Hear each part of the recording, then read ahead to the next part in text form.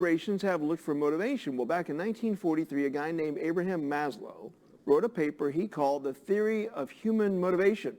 So here to explain how this can motivate your Monday, leadership trainer, public speaker, and author Pete Blank. Good to see you this morning. Good to see you. First of all, welcome back. No, thank you. I'm glad to have you back. I appreciate that. That's motivation enough I for know. me, right? But it's funny. I've got a master spreadsheet of all of our topics that we talk about for the past 3 years now. And I was going back we've never talked about the basic Abraham Maslow theories of motivation. So I was shocked that we haven't covered this in 3 years. So there are 5 we're going to cover. Let's start off with number 1. How much time do we have? Well, let's just try it. The first one is going to be physiological needs. He says that all of us have the need for a place to sleep, a place to live, your food, and water.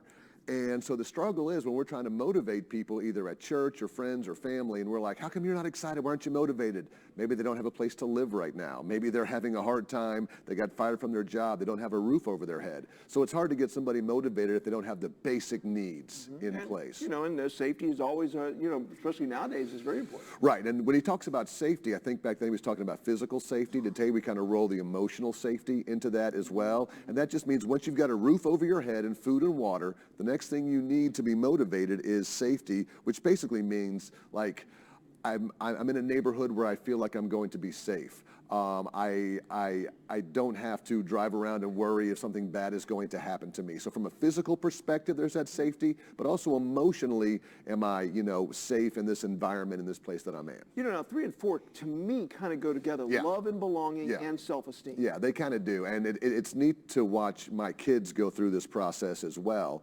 because, they can be happy and have an apartment to live in, and then they can have, a good job and all that and jobs. But then when it comes to love and belonging, that's where you really start being motivated, because you've got friends, you've got family, you've got a relationship, you are connected to other people, and now you feel like you're on your way. Remember, the whole goal he talks about here is to be self-actualized, and that's the tip of the pyramid, is to move all the way up and be self-actualized. But you can't do that if you're not in a relationship with either friends, family, romantic, whatever that may be. I would think that would help build self-esteem. It does build the self-esteem. I think we're about 40 seconds, so I'll let you hit on that, but you touch on self-actualization as well. Yeah, and self-actualization is just very few, according to him, very few of us will ever reach this peak, but self-actualization is where you finally get to the very top of this motivational structure, this motivational pyramid, and you feel like your life is in a good place. You can be creative. You can add value to others' lives. You sit back and go, I am fulfilled. I've got a good food, a good job, a good relationship, a good house. I feel good about myself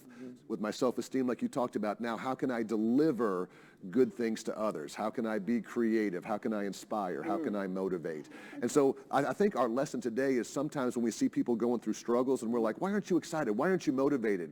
It could be as simple as they're now out of a relationship. So now you can't motivate them that way. Or maybe they lost a job. You can't motivate them that way. But when all these things work together, consider yourself lucky if you have a roof over your head, food, a job, a relationship, you feel good about yourself, you're on your way to self-actualization. That's a good thing. All right, Pete Blank, that's your Motivation Monday. We'll be right back.